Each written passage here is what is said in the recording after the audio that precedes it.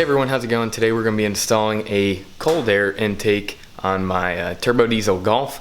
Now what I'm going to do is I'm going to start out with some before and after clips because I know that's really what you guys want to see. And then for those of you that want to see the actual install, see if it's worth it, a little bit of a product review, stay tuned for the second half of the video.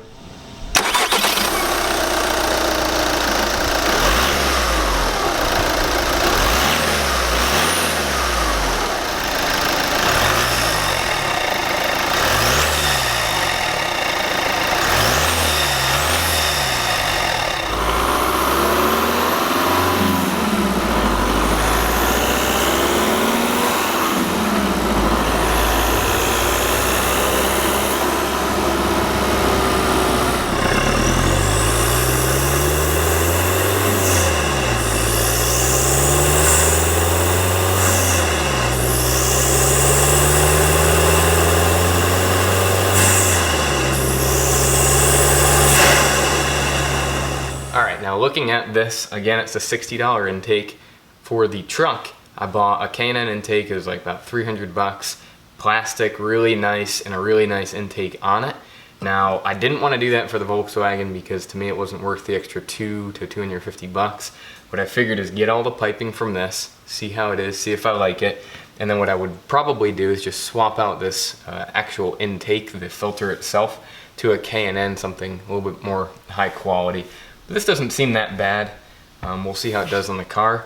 But I will say, for 60 bucks, it's actually fairly nice. This is all metal. I'm not sure if you can see the texture, but it's got this textured finish that's actually, I kind of like it. I think it'll look good in the engine bay. It has these kind of these heat shields right here. They all have that textured finish as well.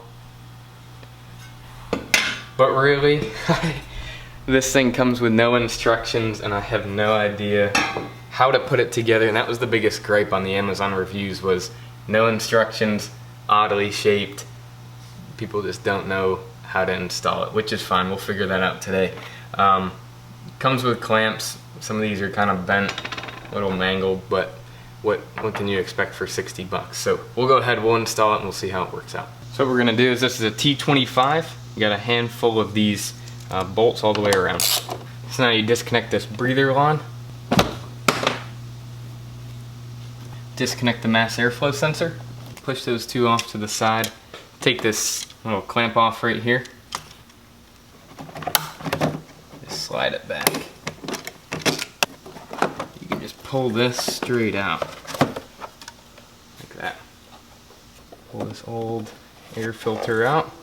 And then what I did realize is I thought this could stay in. This is actually where the air comes into the car and then comes into the air filter. This whole system needs to be removed. So right here you have 3/16 screw that you remove, and then what you can do is these are all just rubber grommets kind of holding it. You can just pull it straight out, and then this system we're going to take apart as well.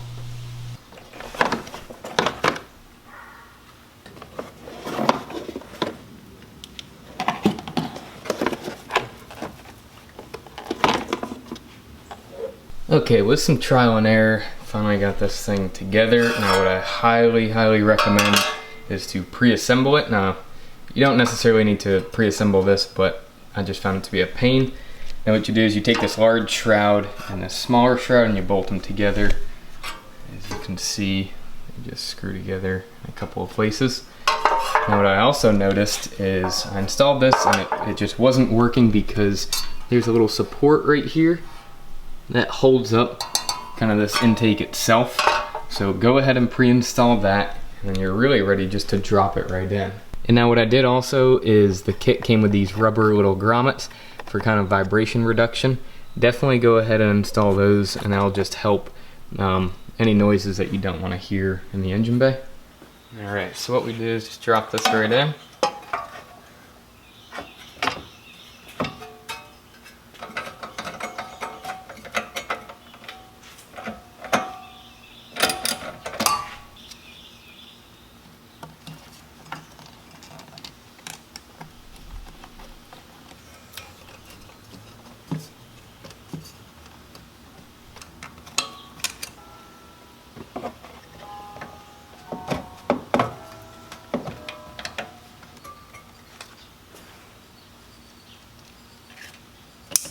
Okay, then it comes with this kind of extension breather hose. Goes right here, and it comes with this little connector so you can connect it to the old one. What I did is I just took a lighter and you can heat that up. Slides over a little bit easier.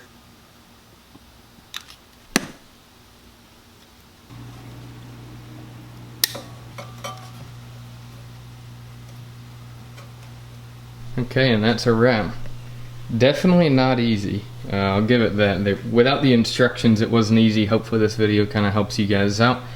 I actually like the look of the filter. Again, I'm probably going to swap this out with like a K&N, something of a little bit higher quality, but it doesn't seem bad.